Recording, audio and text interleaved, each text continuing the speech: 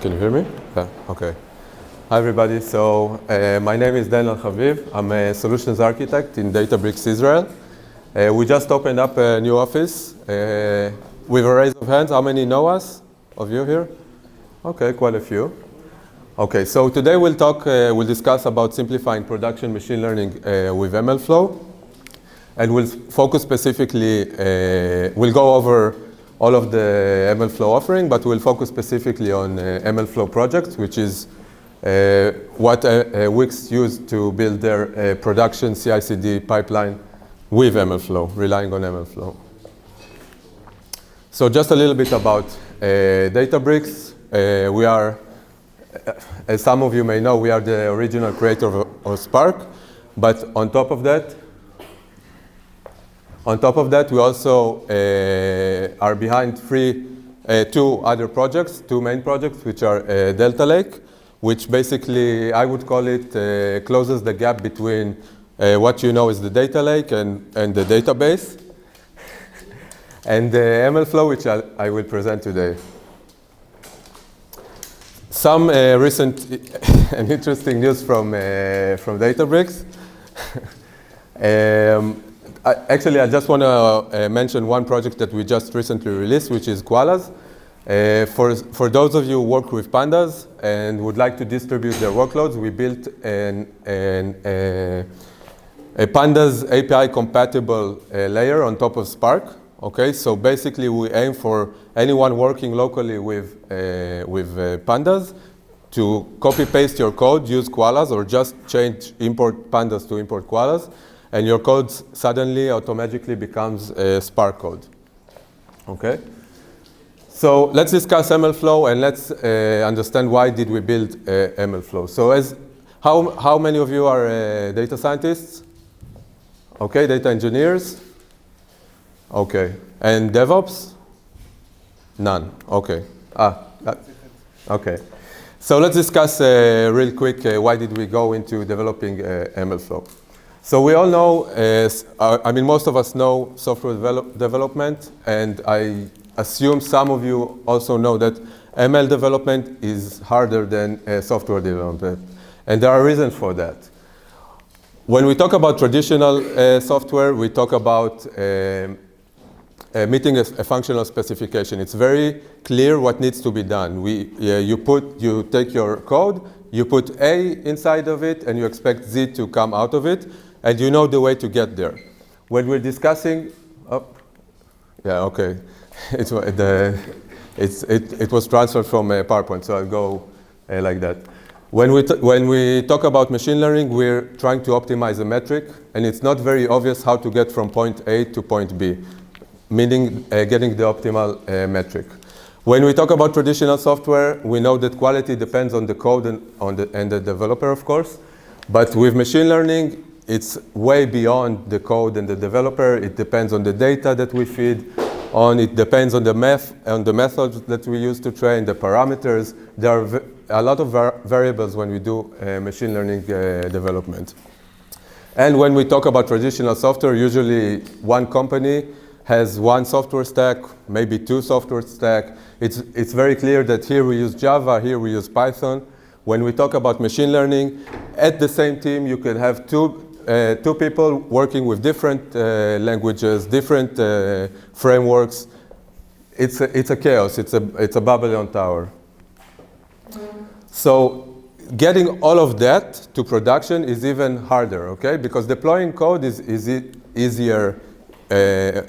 easy compared to machine learning, but when we talk about machine learning, there are a lot of unknowns. And also, we need to have a way to communicate between the different personas in the organization. So if, for example, we have the data engineer, which prepares the data for us, then passes it to the data scientist for training. The data scientist looks at the data. It's not what's expected, so he comes back to the data engineer. And then there's this cycle where they optimize until the ML engineer is happy. Then the ML engineers train their models. They're done. They have like a good model they want to deploy. They need to explain to the DevOps people how to deploy it, how to use it, which libraries to install. And it's very difficult and cumbersome to do that. So we need a way to standardize. We need a way to be able to get a project, a machine learning project, from conception to production in a very easy and convenient way. Okay? And this is why we built MLflow. This is the reason we built MLflow. MLflow is basically 4 different modules. Okay? The first being MLflow tracking, which I will demonstrate today. The second, MLflow project, which helps us define everything that is needed to run an ML project, which I will dive into as well. MLflow models, which allows us to package our models in a way that allows anyone who doesn't know our code, doesn't know the frameworks we're using, to deploy the models and have them run in production.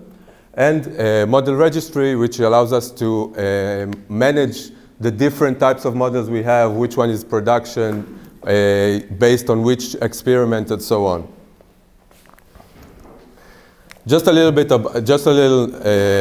numbers about MLflow. So we have, I think it's a bit outdated because the numbers should be higher today, but we have around 800,000 monthly downloads of MLflow. We have more than 140 code contributors from more than 40 different companies. Okay, so by the way, I didn't mention Databricks. We're a platform, okay? We're a paid platform, we are a SaaS, but all of our projects are released in open source. So there's nothing stopping you from, I know there are some people from the army here or any other kind of reasoning why you cannot be on the cloud. There's nothing stopping you from taking the open source project and running it on your environment locally, okay? The same as you do with Spark. And community adoption is on the rise, way above PyTorch, by the way, which is quite popular, so just to give you a sense. So let's talk about MLflow project, okay? MLflow projects aim to provide us a way. So let's go back to those two ML engineers or data scientists that sit on the same team, okay? One is working on one project, the other is working on another one. Now we want them both to work on the same project, okay? So what needs to be done? They need to sit together. Data scientist A needs to explain to data scientist B how to install all the packages, what needs to be done, what needs to be run, how to do it. It takes a lot of time. It's usually not straightforward. We need to clear everyone's time, and it's not the most effective way to do that. So basically what we do with MLflow projects, we define a template, okay, which explains, or not explains, but defines how to run our MLflow project, and then we can run it locally or we can run it remotely. So how do we start to work with MLflow projects? We basically define the project environment. It could be a Conda environment with all of its dependencies. It could be a Docker environment, so we spin up a Docker image, or MLflow will spin up a Docker image for you that you define with all of the dependencies you want, and then run the projects inside that Docker image. And the last is system, which means that we don't want to install anything. We just want to run as is. We're confident that everything should be in the environment.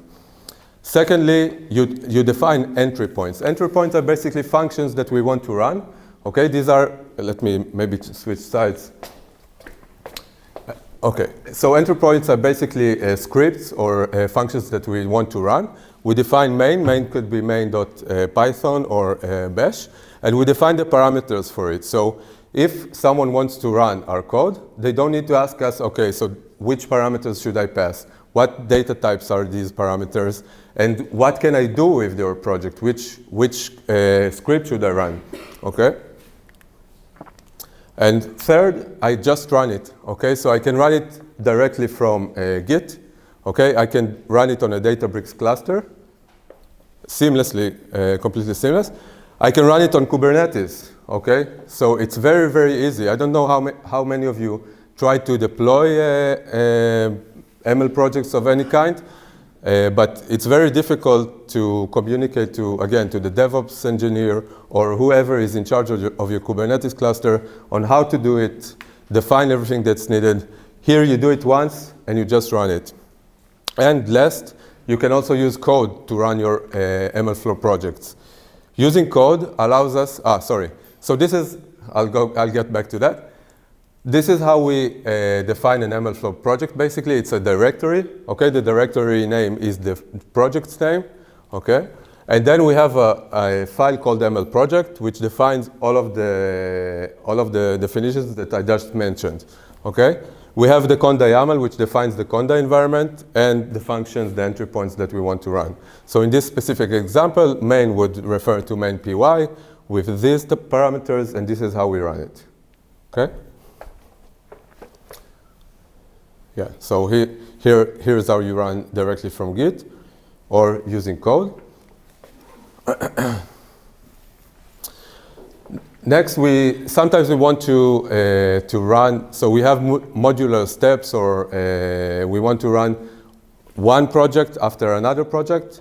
We can do that using code. Okay, code helps us. If we use MLflow run, we can get the result back, and based on the result, we can define, okay, I want to run this model, and then based on the result, I will decide if I want to run this or that model, and all is packaged in one MLflow project. Everything is packaged. So let's look at the multi-step workflow real quick. You guys see? Okay. This is from MLflow's public GitHub. Okay, there's nothing secret about it. And basically what we see here is an MLflow project which defines the whole cycle from loading the data, ETLing it, running training, running training and using MLlib and Keras. Okay, so let's look at the ML project file first. This is the ML project. As you can see, we have 4 entry points. Okay, 5, sorry. Load raw data, ETL data. For each one, we define the parameters and what should be run. Okay. Now imagine doing it, like explaining it to someone else, how to do it. You need to, it's very difficult to persist this knowledge, and what happens is that you end up with a company with tribal knowledge, okay, and then people leave, and you're not uncertain what to do and how to run things. So this is a really good way to overcome that. And if we go inside, the code is a little bit clunky. Okay, it's if I go to main, okay, it's a bit hard to read, but basically you can see. One second. Yep.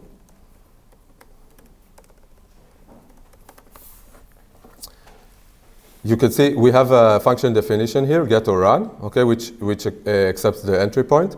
And then we just define a workflow, okay, and we basically call get or run, each time with the different entry points that we want. So we load the data, we ETL it using Spark, we run the training, and we end up with a model. This is public, so you can just click the link from the presentation when we'll send it over to you. I'm not going to dive deeper to that. Next thing I want to show is experiment tracking. Okay, as you all know, part of the process is very iterative, where you just run the same process over and over again, and just changing some parameters here, a little bit there, until you get to an optimal result. Okay, sorry, I'm running ahead. MLflow tracking is based on what we call MLflow server. On our platform, you have what we call a hosted tracking server. Everything is stored and persisted there. You don't need to manage anything. You just use MLflow tracking like that. I'll get to that. So what are we tracking? Basically, we're tracking parameters. Okay, we're tracking metrics. Okay, parameters that are used to train the model. Metrics, okay, what came out of these specific parameters. Artifacts, like it could be graphs or plots or even the model itself. And which version of GitHub or which commit did I use to train, okay? So which version of the model or whichever code that I used to run that specific experiment. So we all know this, this, let's call it design pattern, okay, where you just run your experiment and you log everything you print everything to standard output. And then comes a day, like a month from now, when someone asks you, okay, you remember that we had like a very good version of that model. Can you tell me which parameters you used? And who knows, because this file sits somewhere, if you even stored it, okay? And this is what we aim to solve, basically, okay? This is what we aim to solve, basically. Instead of printing to standard output, you just use these functions, MLflow log params. We also have some, in some frameworks, we also support the logging without you stating which parameters you used, okay? It is done automatically. And this is the UI, basically, okay? So here we see all of the experiments that I ran. I can dive into a specific experiment, see what were the parameters, how was it trained. I can leave comments on that, okay? And this is all linked with GitHub, of course. And I can also, this is the cherry on top, I can also compare runs, okay? So I can see which parameters influence the result, in what way. This is something you don't have today. It's very difficult to do with text files. Even if you stream all of your logs into, I don't know, something more elaborate like Elasticsearch, you still cannot do that. Okay? So this is basically the idea behind the tracking. Sorry, it shouldn't be here. Yeah, sorry, this is MLflow models. Okay, list. The next module that I want to talk about is MLflow models. MLflow models, now I've trained everything, I'm very happy, I have a good result. I want to deploy my model, okay? Again, how do you do that? How do you explain it to the DevOps, to the DevOps engineer? How do you deploy it? I want to use it in Spark, I want to use it through REST API, I want to use it on SageMaker, I want to use it with Azure ML. It's very difficult, I don't want to learn all this stuff myself, how to deploy all these things to these services. And the person I'm going to hand over the deployment to, he doesn't want to know how to run my model. He's not interested. He's got work to do. Okay? So basically what we do here, we define how to execute our model, how to call it, and MLflow will deploy it to, again, Spark as a UDF, SageMaker, Azure ML, and a Docker container with a REST API if that's what you want. Okay, so yeah, I basically went over this. This is more or less, it seems very familiar, right? It's like a packaging, but just for the model.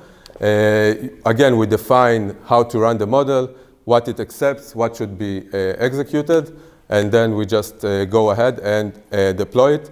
So here I do serve, okay, or I can define it as a UDF, okay, in Spark, and then call it like apply it to a data frame. And list, we just launched. I think it's still in beta. Model registry, okay. So again, we have the data engineer, data scientist, doing some tweaking, doing some training, storing it on the side, then doing some tweaking, storing it again. We all know those files on the desktop named training, final, last, and so on. This is what we want to avoid, okay? Because, okay, you go to vacation, you come back, you forget which of the finals is really the final one, or you want to have someone look at your code or do something with that. You can't. It's very difficult this way. This is the model registry. We basically register a new model. And then we have like a catalog of our organization's models. Okay, we have models in staging, we have models in production, and we can also promote models from staging to production. Okay, using the model registry, we can guarantee that everyone in the organization are always using the latest version, or let's call it the correct version of our models. Okay, because if everybody is looking at the model registry and extracting it from there, there's no confusion, okay? They don't even need to know that I deployed the new version of the model. They don't need to do anything at all. They can, for example, you can execute the Spark UDF. It will always pull the latest version, the latest production-defined version from the model registry. Okay, so this is the idea behind model registry. Yeah, we can also archive, like have a log of the models, not just the production. Just a little bit of what's coming with MLflow. Okay, so we're the open source project, not the Databricks one. So we're going to have a database storage as an engine. We're going to have a Docker and Kubernetes we already have. API for R, if anyone here is using. And also we're going to, with some of these frameworks, we are already integrated, but we're going to improve the integration and have a plugin system. So you could basically customize MLflow to your organization's needs. Yeah, we have some customer examples. I'm not going to go into that. And if you guys are interested, you can just go ahead and use pip install, okay? Pip install MLflow, or go to mlflow.org. Or if you want, you can also talk to me. You're more than welcome. And okay, I ran through the slides. Last, we're going to have a session with AWS on floor 28. If you guys know it, it's the public floor. Where we're gonna present, we're gonna dive deeper into Spark and Databricks and understand what's new with Data Lake. And we're gonna basically present Databricks to AWS customers. You're all invited, it's open to the public. And I'll post a link to the registration on my LinkedIn afterwards. Thanks.